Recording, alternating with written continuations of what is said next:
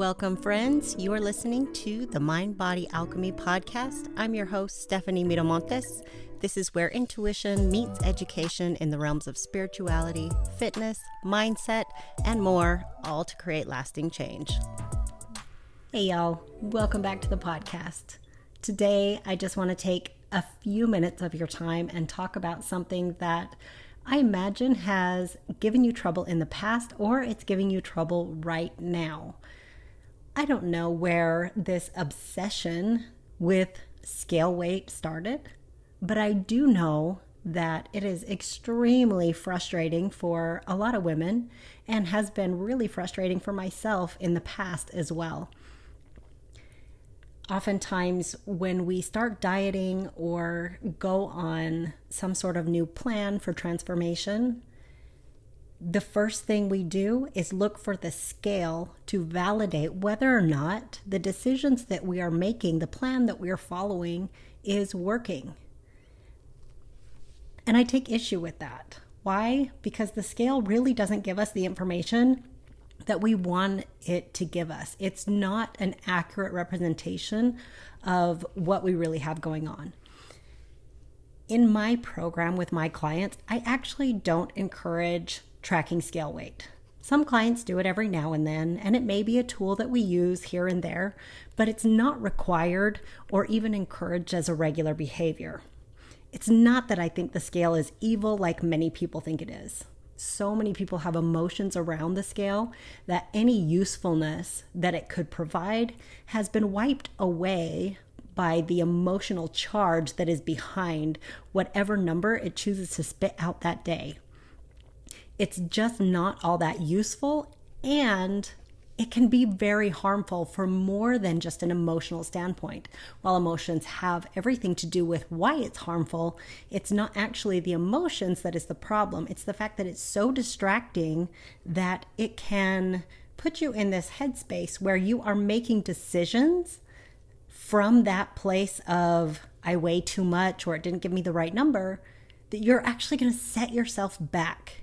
You're going to make your results come slower or not at all because you're changing things in your plan or your program that would be working, but you don't think they're working because the scale has not validated your efforts. Now, I know we all want some sort of validation, but external validators are a slippery slope. They don't tell us as much as we would like them to. So let's break it down. What can the numbers of the scale actually tell you? Well, it can tell you how much you weigh. That's it. It tells you how much you weigh. Now, I understand that we put a lot of pressure on ourselves to reach a specific number.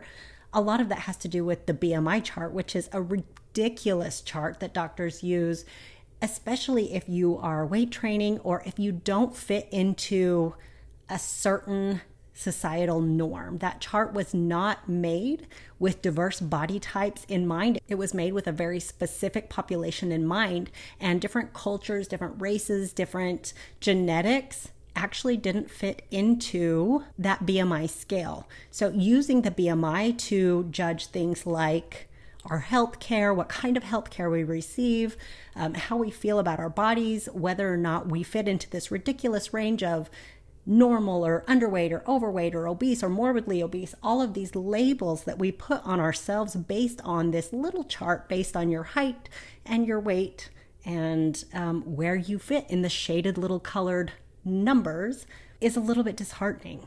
And it's actually really dehumanizing, let's be honest. People will avoid going to the doctor because they don't want to get on a scale.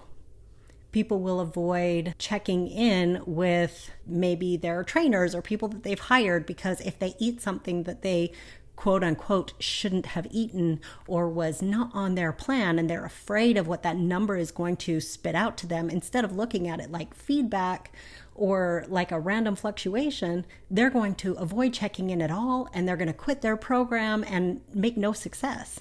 So the scale gives you a number. That number is what you weigh. It's your mass against gravity that gets calculated by this little box on the floor. It literally means nothing else. So then if the scale means nothing, what matters? What is the validation that you're actually looking for? The more emphasis you put on the scale, the more you miss opportunities to succeed, and then you may sabotage your progress. Choosing external validation is choosing to invalidate your lived experience. What do I mean by that? Your behaviors are what makes you successful or not successful, right? So it is the behaviors that take us closer to optimal health. Exercise, eating more fruits and vegetables, drinking water, getting 8 hours of sleep. All of these things are behaviors that take us closer to the version of ourselves that we want to be. If we are doing all of those things, that is our lived experience. We feel better. We're waking up earlier in the morning.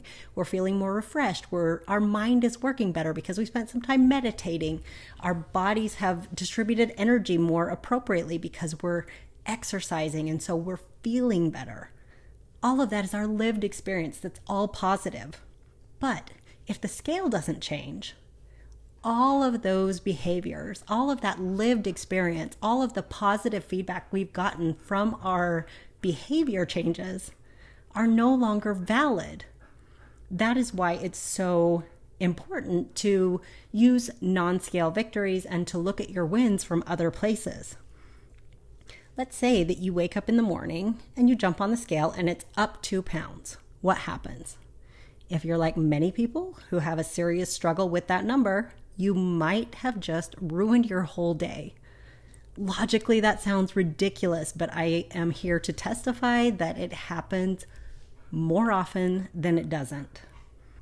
You might angrily type an email to me about how we need to add some cardio, or it's time to start tracking macros, or it's time to cut back some food. And those behaviors just start to snowball into this panicky feeling. Now skip forward to noon, and you're back on the scale. Weirdly, it's dropped down 3 pounds from this morning. Well, now your day has been made. We've got progress. But look what happened here. You wake up the same person as you are at noon. Nothing about you has changed, period. The only thing that changed was your body weight. Your water fluctuations throughout the day vary greatly. That number jumps up and down all the time. Does that mean your higher number is a sign of failure or that your strategy isn't working? Of course not. And the lower number isn't actually a sign that you're doing everything right either. The scale fluctuates based on water. It can fluctuate based on a menstrual cycle, whether or not you've gone to the bathroom, if you've eaten more sodium or carbs, or your food was actually heavier in weight that day. There are a lot of things that impact the scale. And so to give it full power over our mood and allow it to make our decisions on whether or not we need to adjust our strategy is actually just going to set you back. It's not going to move you forward. And so because there is so much going on with the scale and people's opinions about it and how it makes people feel, I just say forget it altogether. Now, there are some coaches out there that talk about, you know what, just weigh every day and desensitize yourself to the scale. And that's okay too, I guess. If that's your thing, that's your thing. And if it makes you feel more informed, or it takes the pressure off if you see that number go up and down and up and down and up and down, and then all of a sudden you can laugh at it and see how ridiculous it is to rely on it, then that's okay. But I really want you to be honest with yourself about how you feel about that number. If that number truly jumped up, would you be okay? Or would you make it mean something about your behavior, your plan, your strategy, and what you're doing to get where you're going? If you're fighting with the temptation to go off the path that you're building for sustainable habits, for a lifestyle transformation, and then you start having thoughts like, F it, nothing works, which leads to a binge, or I'll work on this relationship to food thing after I get to my goal weight, which then leads to unsustainable bullshit restriction, what are we even doing here? Sustainable progress is measured in behavioral change. External validators cannot give you that. Let's say that you come to this process identifying as a binge eater. Someone who has maybe had 3 to 5 binges a week, but after practicing and putting in some work on your mindset, on your behaviors, on your habits. Now you are feeling more nourished and more capable, and you're only binge eating 1 time a week. Has your strategy failed you because the scale hasn't moved? You have reduced the frequency of a behavior that is painful both physically and mentally. You are on your way to being fearless around food, around a bag of potato chips, or some leftover cookies. Food is losing its control over you a little bit more each and every day. Now, in the past, you might have muscled your way through a diet, avoided binge eating, and lost 5 pounds in a couple weeks. You would have felt that sense of urgency that another binge episode is right around the corner. Your restriction eventually leads to the binge that you've been waiting for. It's bigger than you expected. Each one getting bigger and bigger and carrying more and more shame. Now that you've been practicing your habits and behaviors, you eat your favorite foods daily. You have the energy to exercise. Your jeans are fitting a little less snug than before. Now let's rewind to that morning where you jumped on the scale. Can that number take away all these improvements? How can the bathroom scale measure how much your behaviors, confidence, and self-worth has changed? Can it measure your relationship to food? Can it measure your mindset? Can it measure how it's changed the relationships in your life because you're no longer binge eating? Of course it can't. The trick to sustainable progress is healing your relationship to food, changing your mindset, and consistently building habits that support your transformation, health, and fitness.